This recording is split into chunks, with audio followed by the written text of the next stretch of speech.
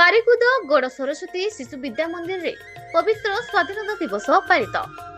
पुरी जिला कृष्ण प्रसाद ब्लॉक अंतर्गत पारिकुद गड़ सरस्वती शिशु विद्या मंदिर रे 80तम स्वाधीनता दिवस प्रधान आचार्य श्रीयुक्त राजकिशोर तरेई नेतृत्व रे एवं सभानेत्री श्रीमती बबीता सिंह और संपादक खुकुन दंडसेना सहयोग में बेस श्रृंखलार सहित पालित हो जाइछि। उक्त पवित्र दिवस रे मुख्य अतिथि भावे कृष्ण प्रसाद गोष्ठी स्वास्थ्य केन्द्र डॉक्टर अमीय कुमार नायक एवं सम्मानित अतिथि रूपे प्राक्तन अध्यक्ष नीलकंठ त्रिपाठी, प्राक्तन प्रधान गुरुजी सुशांत कुमार पंडा समेत समस्त गुरुजी गुरुमा माने जोगदे जातीय पताका तले मथानत होई जातीय संगीत गान करने सहित भारत मातर जयगान करथिले। तत्परे विद्यालयर छात्र छात्री माने देशप्रेमी विषय रे भाषण देथिले। कृष्ण प्रसाद मनोज कुमार बारी को रिपोर्ट न्यूज ओडिशा टीवी। समस्त स्वागत एवं अभिनंदन।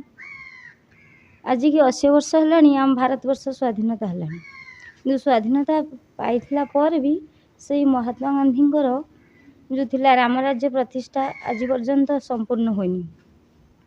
तेणु आमे देश मार को सम्मान देवा आम मान कर्तव्य। तेणु यही जो शिशु भाई भौणी ये उपस्थित होती शिशु भाई भौणी होती आम देशर भविष्य उज्जवल नागरिक।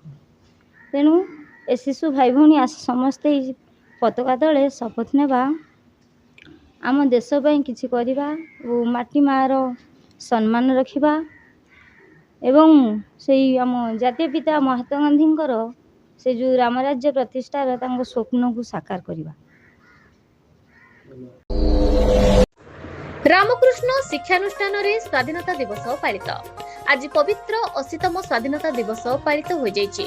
प्रथमे छात्र छात्री माने रामधनु गान और स्लोगान दे तेंतुली पत्थर ग्राम परिक्रमा करथिले।